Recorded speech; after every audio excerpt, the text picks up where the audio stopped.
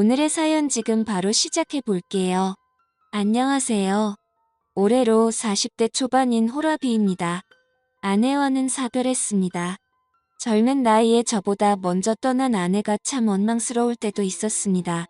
결국 그 상황을 받아들이지 못한 저는 정신과 치료를 다녀야 했고, 결국엔 우울증으로 번져서 다니던 회사에서까지 잘리게 되었습니다. 아내가 세상을 떠나면서부터 제 인생이 송두리째 뒤집어졌지요. 한동안은 방황하면서 엄청 힘들게 지냈습니다. 직장을 그만두게 되면서 대출을 갚을 길이 막혀서 살고 있던 집을 팔게 되었습니다.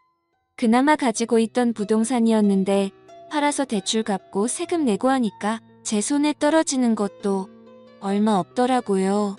살던 집을 팔았는데 그 돈 가지고 비슷한 집은 꿈도 꿀 수 없을 정도였습니다.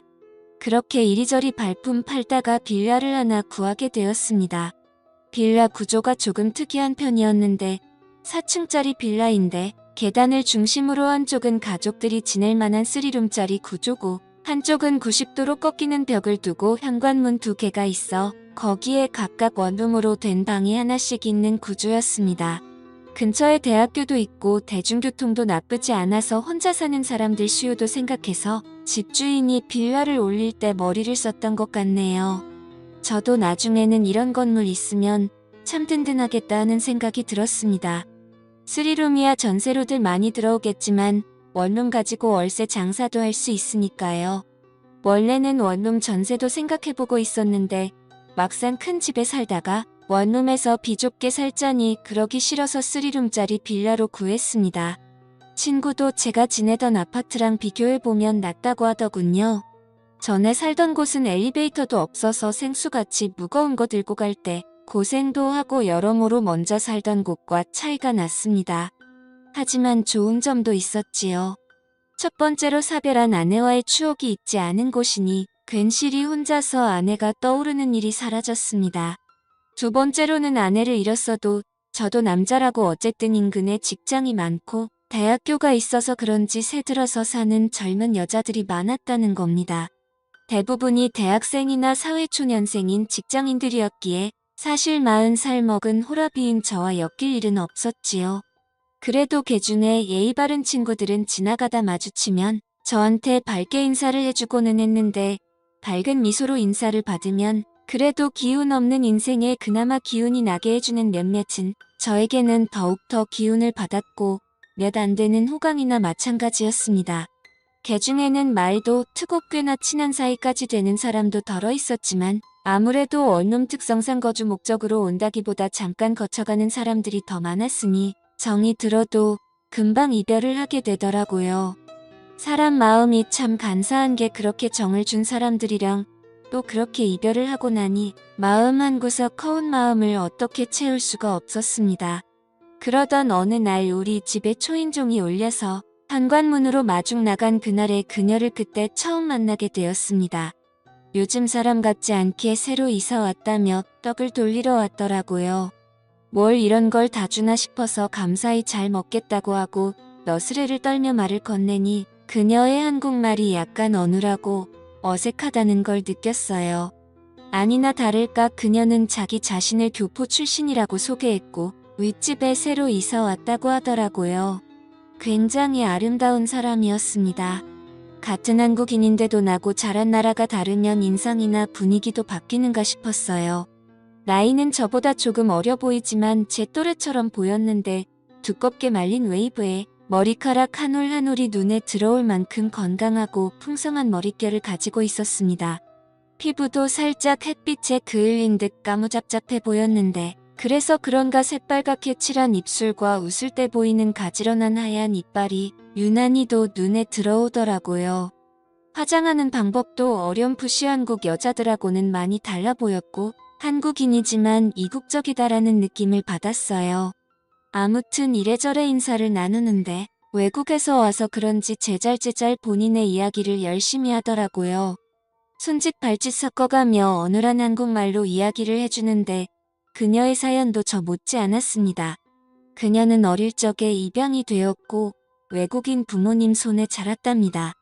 그리고 한국인 남편을 만나게 되어 결혼을 했는데 남편은 불의의 사고로 미국에서 명을 달리했다고 합니다. 그런데 남편이 버릇처럼 한국이란 나라는 정말 좋은 나라라고 했다며 기회가 되면 한국에서 살아보자고 종종 이야기를 하곤 했었다고 하네요. 그녀도 저처럼 남편을 잃고 방황하다가 마음 추스르고 남편과의 약속을 지키러 혼자서 무작정 한국으로 왔다고 하는 겁니다. 원래는 한국말을 거의 못했는데 한국인 남편과 결혼 생활을 하면서 지금 정도의 수준까지 익히게 되었다고 하더라고요. 문 앞에서 대화가 어쩌다 보니 엄청 길어지게 되어서 집안이 정리가 안 되어 있긴 하지만 들어와서 차라도 한잔하겠냐고 물어봤어요. 그런데 그녀가 살짝 경계하는 표정을 짓더니 아직 이웃들한테 다 인사도 끝나지 않았고 시간이 나면 들리겠다 말하고 자리를 떠났습니다. 나중에 정식으로 꼭 좀 초대해달라고 하고 제 시야에서 사라지는데 오랜만에 나눈 또래 여자와의 대화라 그런지 그날 이후로 계속 그녀가 떠오르더라고요. 괜히 윗집에서 소음이 들리면 신경 쓰이고 참견하고 싶고 그녀와 가까워지고 싶다는 생각이 들었습니다. 아무래도 공동주택이다 보니 윗집에서 수도를 쓰고 있으면 물이 내려가는 소리가 들리더라고요. 그래서 그녀와 가까워지고 싶다는 생각이 들었습니다. 물이 내려가는 소리가 들리니 뭘 하는지 대충 예상이 갔거든요.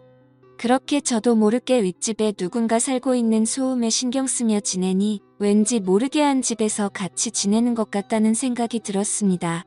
같은 빌라에 사는 원룸 사는 대학생들이나 직장인들 중 개중에 친화력이 좋은 친구들은 뒤로하고 보통은 나이차가 나는 데다가 아저씨 혼자 살기 때문에 저를 좀 불편해하는 기색이 많았거든요. 그리고 1층과 2층에 사는 애 딸린 신혼부부들은 저한테 신경 쓸 겨를도 없어 보였고요. 그런데 유독 그녀만이 반갑게 인사를 해주고 마주칠 때마다 웃는 얼굴로 대해주는 그녀가 너무 좋아지기 시작했습니다. 아무튼 그날도 위층에서 나는 그녀의 생활 소음을 들으면서 집에서 휴식을 취하고 있는데 복도 끝에서 쩌렁쩌렁하게 집주인 아줌마의 목소리가 울리더군요. 그리고 이어서 그녀의 당황한 듯한 목소리가 들려왔습니다. 윗집에서 나는 발자국 소리에도 귀 기울이는 제가 그녀의 당황한 목소리를 그냥 지나칠 수는 없었지요. 그녀의 목소리가 들려왔습니다. 그래서 현관문을 열고 나가 무슨 이야기를 하고 있는지 들어봤더니 집주인이 그녀에게 음식물 쓰레기 분리수거를 하나도 안 할 수가 있냐고 하면서 잔소리를 하고 있더라고요. 살짝 문을 열어서 집 밖으로 나가서 은근슬쩍 집에 들어가는 척을 하다가 윗집에서 난 소리에 이끌려 궁금해서 참견하러 온 사람처럼 윗집 계단까지 따라 올라가 무슨 일이냐고 물어봤습니다. 집주인 아줌마는 짜증이 가득 나서는 요즘 일반 쓰레기에서 음식 섞는 냄새가 너무 많이 나서 보니 이 집에서 음식물 쓰레기를 일반 쓰레기에 버리고 있었다고 하면서 저한테 하소연을 하더라고요. 제가 그녀 대신에 한국에서는 살아본 적이 없어서 분리수거 같은 게 어려울 수도 있지 않겠냐고 설명해주고 그녀가 앞으로 공동생활하면서 지켜야 할 부분들은 제가 잘 알려주겠다고 말하고 집주인을 달래줬습니다. 집주인 아줌마가 이내 화가 누그러져서 그녀에게는 앞으로 조심 좀 해달라고 말하고는 자리를 떠나갔어요. 그녀를 위기에서 구해줬으니 그녀에게 저는 백마탄 왕자님처럼 보이지 않았을까 싶어서 괜히 그녀 앞에서 나 어떠냐는 식으로 웃어 보이고 있었습니다. 그런데 항상 얼굴에 떠나지 않는 미소가 매력이었던 그녀가 굉장히 풀이 죽은 표정을 하고 있더라고요. 그녀는 그저 남편이 태어나고 자란 나라에서 좀 더 남편을 추억하고 싶어서 왔을 뿐인데 남편 말처럼 사람들이 친절하지도 않고 자기는 매일같이 실수투성이라고 하면서 자기를 자책하더라고요. 그런 그녀를 달래주고 앞으로 애매한 것들은 하겠다고 생각하고 저한테 먼저 물어보라고 말했습니다. 제가 하나부터 10까지 다 알려주겠다고요. 그녀는 허리를 숙여 넙죽 인사하면서 고마움을 표현했습니다. 그리고 그날로부터 2주가 지난 수요일이었습니다. 일 마치고 집으로 돌아가는데 계단 근처에서 비릿한 악취가 진동을 하더라고요. 냄새를 따라 계단을 올라갔는데 윗집 사는 그녀가 아주 얼굴이 울상이 되어서 이러지도 못하고 저러지도 못하고 있더라고요. 그 악취는 그녀의 집 앞에서부터 나던 것이었습니다.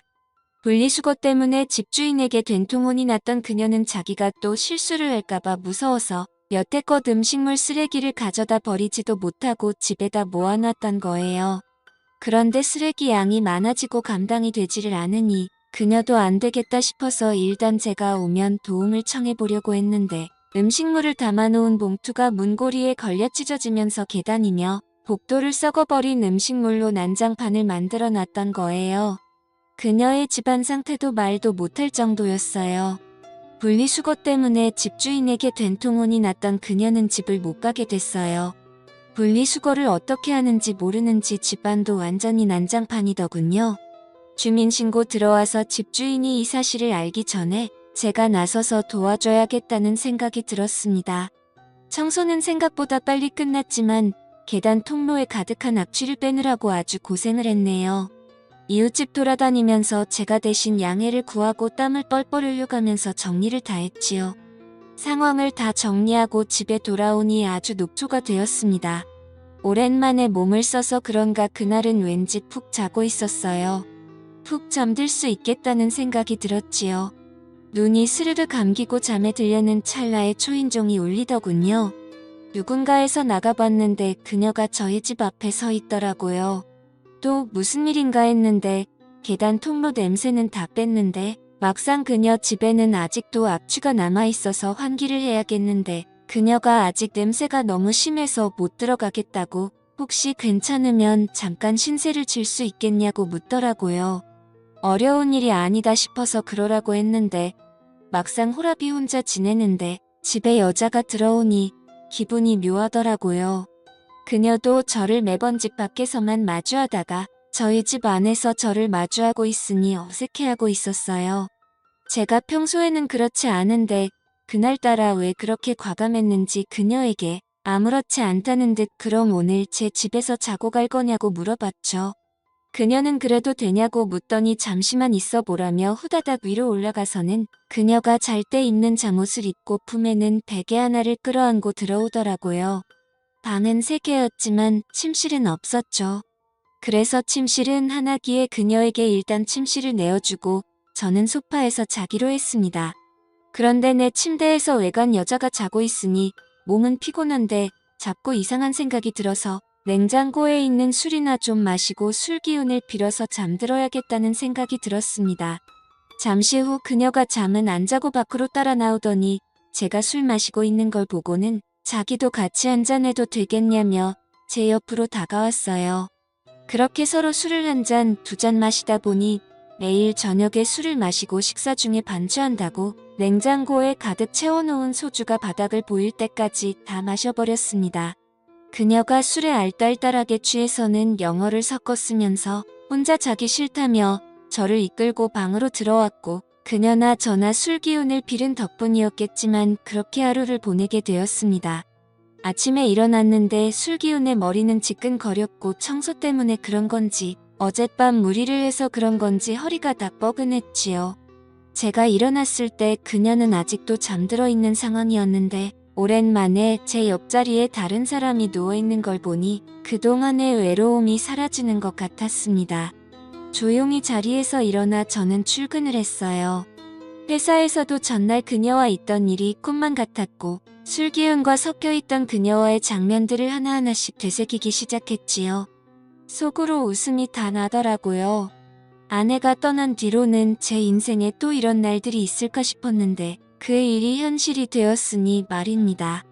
퇴근을 하고 돌아왔는데 그녀가 어제 입고 있던 잠옷 차림 그대로 이제 왔냐고 저를 반겨줬습니다. 달려와서 제 품에 와락 안기는데 고 지냈던 지난날이 스쳐 지나가더군요. 그런데 신기한 건 그녀 또한 그랬다는 겁니다. 그리고 깨달았다고 아마 죽은 남편이 외롭게 지내는 자기를 위해서 저를 이 나라로 보내준 게 아닌가 하는 생각이 들었다는 거예요. 신세가 똑같은 저를 만날 수 있게 말이지요. 그렇게 그날 이후 그녀는 윗집에 방을 빼고 지금은 저와 같이 살고 있습니다. 벌써 그녀와 살림을 차린 지도 1년이 다 되어갑니다. 1년이라는 시간을 지내면서 그녀와는 좀 더 진지한 이야기를 나누는 사이가 되었지요. 결혼 이야기까지 오고 가고 있어요. 그녀의 집 쪽에서는 그래도 나이차가 조금 있는 저를 그다지 탐탁치 않게 여기는 것 같은데 이런 데서는 또 자기 주장이 강한 외국인 마인드를 가진 그녀다 보니 부모님의 반대는 크게 신경 쓰고 있는 것 같지는 않아 보입니다. 조만간 그녀와 함께 미국에 가서 결혼 허락을 받으러 갈 예정입니다. 좋은 결과가 있도록 사연 들어주신 여러분들에게 저를 응원해 주시면 좋겠습니다. 저도 아내를 잃은 아픔을 딛고 일어서 좋은 사람을 만나 새 살림을 차리게 되었으니 힘들었던 시간만큼 이제는 다시 행복해지고 싶네요. 오늘의 사연은 여기까지네요. 긴 사연 끝까지 들어주셔서 감사합니다.